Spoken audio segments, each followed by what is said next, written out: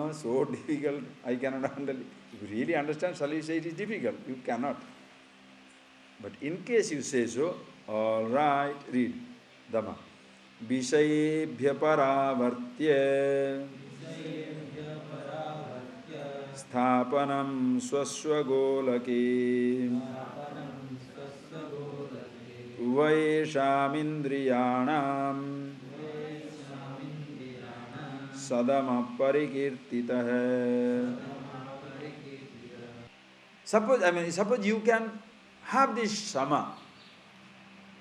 You are top student. You are a, totally top adhikari. Why? Because thought is the root of your problems. Tell me, what is disturbing you in life? Object or thought? What is disturbing you in life? Now you are here, okay? Now you are here, far away from home, far away from office, far away from your friends, far away from your family, far away from everybody. Okay? Now what is bothering you?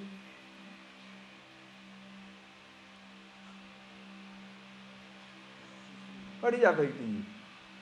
Memories, no. And whose memory? My memory affecting you?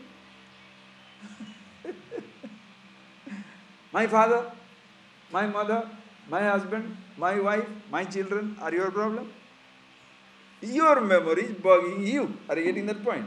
So if you can handle your thought,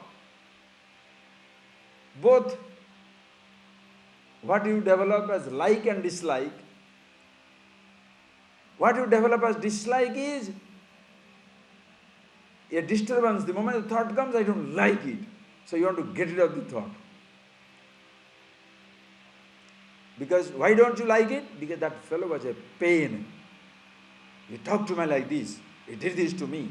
He cheated me like that. Oh, when I think of the snake, goosebumps comes up. Why? Snake is going to kill me. Slithering. That thought comes up. So the moment the thought comes, you don't think about it. You have imposed unhappiness in the object. Another thought comes, very sweet. I remember my child. I remember my wife. I remember my husband. I remember this place. I remember that person. So you are happy about it. And do you stop with that?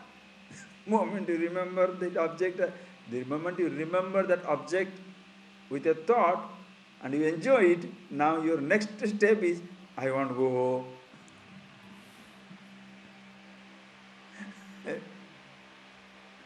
I'm missing. Missing means what? Thought is there, object is far away. Are you getting that point? So what is bothering you? World or your thought? Who is punishing you? God? Our incapacity to handle our thoughts. Are you getting that point, please? So suppose, now you know clearly, hey, what I really want is happiness, is myself. So these thoughts, they are in their own place. I don't care.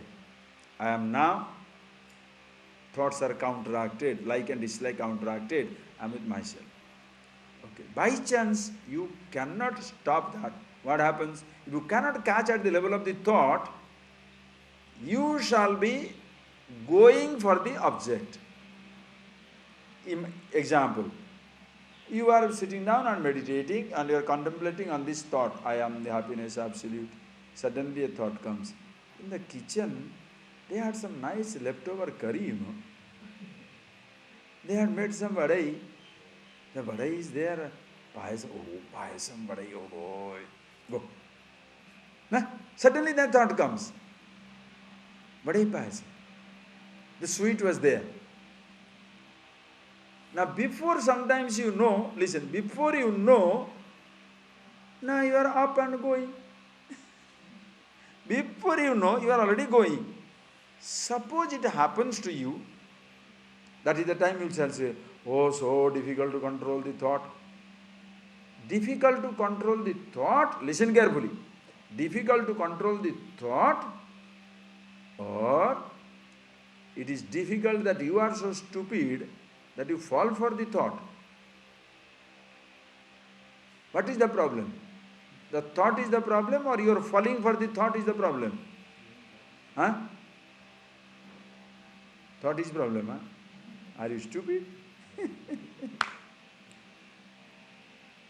Hey, you fool! I'm telling you, hey, you fool! To whom did I say this now? General, I am an idiot, okay? I am an idiot. I am a mindless fellow walking on the road. Like a madman, I say, hey, you fool! 100 people will ignore me. There will be one smart, so-called smart fellow. Why is he telling everybody fool? What is your problem? What is your problem? That fellow is insane. If you don't drag it onto yourself, will you feel affected? So should you ask, why is he talking or why am I reacting? Huh? That a thought is coming is a problem, or you react to the thought is a problem? That you are acting on the thought helplessly is a problem. Which one is problem? Thought is a problem? No, you are acting on the thought and acting helplessly on the thought, unconsciously on the thought. Not only acting, but acting unconsciously on the thought. That's why you are affected.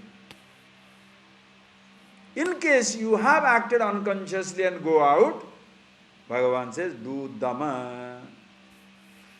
If you can hold it at the level of the thought itself, you have snapped it at the bud. You have clipped at the bud level. At the very root itself, you have cut it. Suppose you have not been able to do it, before you know, you are already with the object. So at last, at least at that time, Vishayebhya paravartya sthapanam swaswagolake. If it has happened so, listen, if it has happened so, now last moment, consciously cut off your experience, sense experience. That is, thinking of the badai, you are already in the kitchen. Having reached there, you remember, Chah, what is this? I should be in my room. What am I doing here?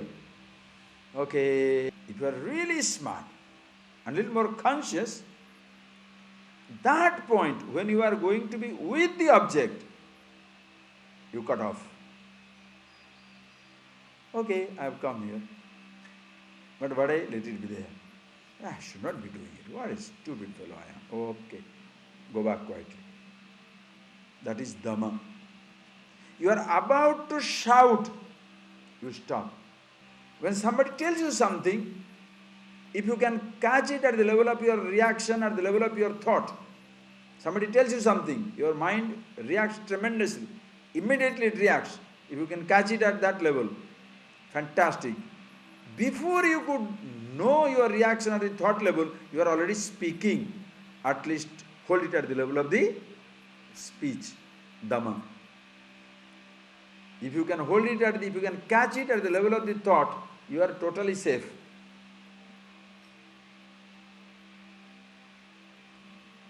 If you cannot catch at the level of the thought, at least before you speak, you hold it.